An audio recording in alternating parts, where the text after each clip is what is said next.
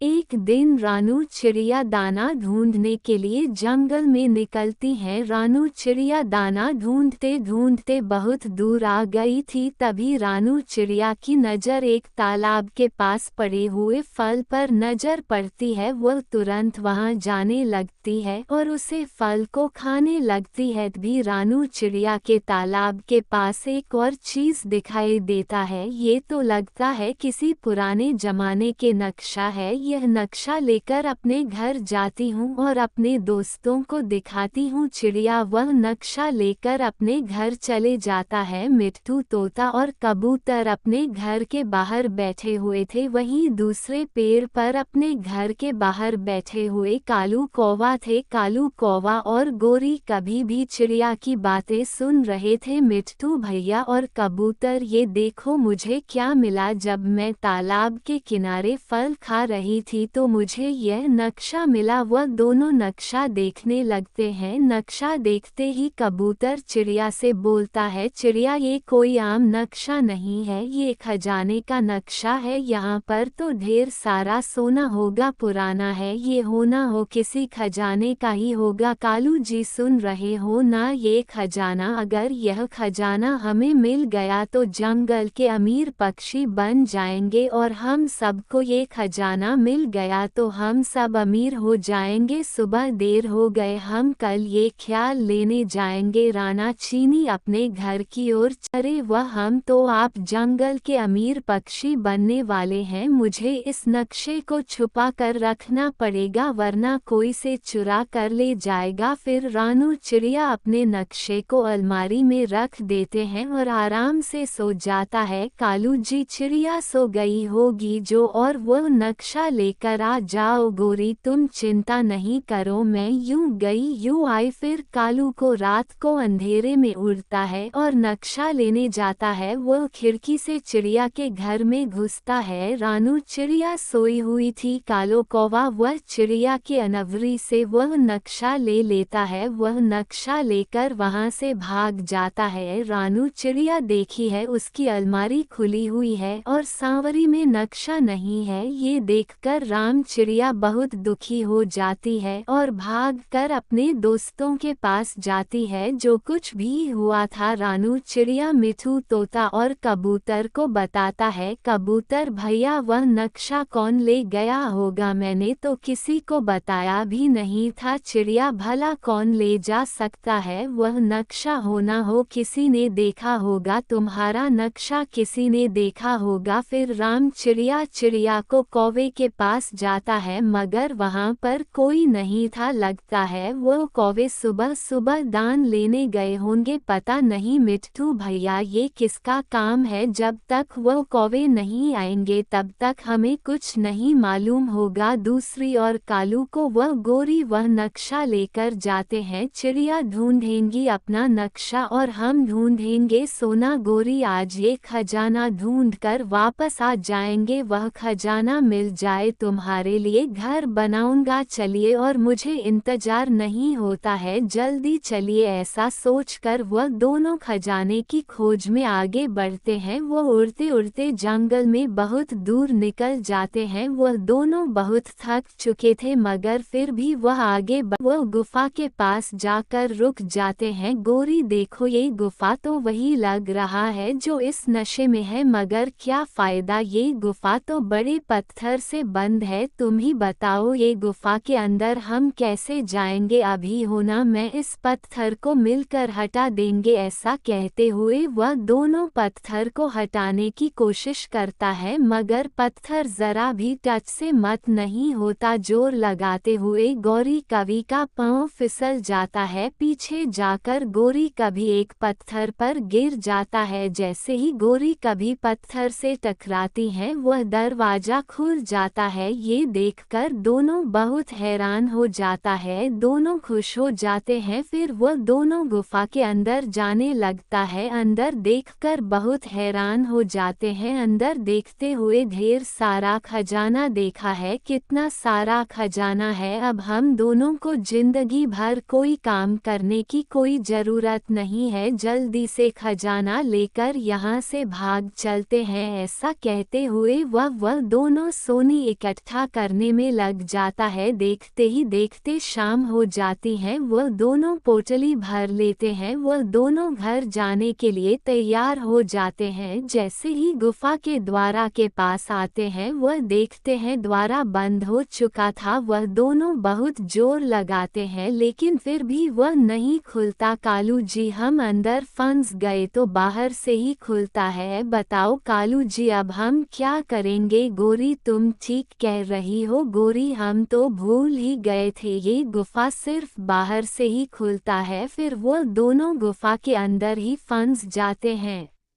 गुजर जाते हैं। चिड़िया कबूतर के घर जाते हैं। मिट्ठू तोता भी वहाँ बैठा हुआ था। मिट्ठू और कबूतर, क्या हुआ? गोरी, कौवा और कालू कुमार लौटे कि नहीं? हमने उन्हें कई दिनों से देखा भी नहीं है, न जाने वह कहाँ चले गए हैं। मुझे ऐसा लग रहा है कि मेरा नक्शा उन दोनों ने ही चुराया है। लेकिन चिड़िया, वह सभी अभी तक लौट क्यों नहीं? लगता है वह किसी मुसीबत में है। चिड़िया, मिट्ठू ठीक कह रहा है, हमें उन्हें ढूंढने के लिए जंगल में जाना चाहिए। कबूतर भैया, आप ठीक कह रहे हो, है तो हमारे जंगल के पक्षी ही ना। चिड़िया, मगर उन्हें हम कैसे ढूंढेंगे? हमारे पास तो नक्शा भी नहीं है। चिड़िया, जब नक्शा लेकर आई थी तो मैं देख लिया था, मुझे उसे जगह का पता है। चलो हम दोनों चलते हैं तीनों। अगर उसने हमारा नक्शा सच में चुराया होगा तो हम उसे मारेंगे। ऐसा कहते हुए वह तीनों चारों राम चिड़िया कौवा को ढूंढने निकल जाते हैं। उड़ते उड़ते वह जंगल से बहुत दूर निकल आते हैं। थोड़ी पहुंच जाते हैं। चिड़िया बहन, गुफा तो यही है, इसका द्वारा तो बंद है। गुफा के अंदर गोरी, कभी आओ। कालू, कौवे की हालत बहुत खराब है। कालू जी, बाहर किसी पक्षियों की आवाज है, कोई हमें बचाओ, हम गुफा के अंदर हैं। अरे, गुफा के अंदर से तो आवाज आ रही है, लगता है गोरी और कालू अंदर है। अब हम अंदर कैसे जाएंगे? तभी रानू चिड़िया की नज़र सामने एक पत्थर पर पड़ती है, जिससे उसे गुफा का दरवाजा खुलता है। अरे, ये पत्थर तो सबसे अलग लग रहा है, हो ना हो इसमें कुछ राज छुपा होगा। ऐसा कहते हुए रानू चिड़िया पत्थर को धक्का देती है। जैसे ही रानू चिड़िया पर धक्का देती है तो ऐसे ही दरवाजा खुल जाता है। जैसे ही गुफा का द्वार खुलता है तो गोरी और कालू बाहर आता है। उन दोनों को गुफा से बाहर आते ही दरवाजा बंद हो जाता है। तभी सभी पक्षी वहीं पर खजाना छोड़ने का फैसला करता है। चिड़िया, मुझे माफ कर दो, मुझे बहुत बड़ी गलती हो गई। हाँ चिड़िया, हमने लालच की, हमें उसका अंजाम मिला। फिर राम चिड़िया को माफ कर देती है। वह सब फिर अपने जंगल के लिए लौट जाते हैं। ये कहानी आपको कैसी लगी? अच्छी लगी हो तो चैनल सब्सक्राइब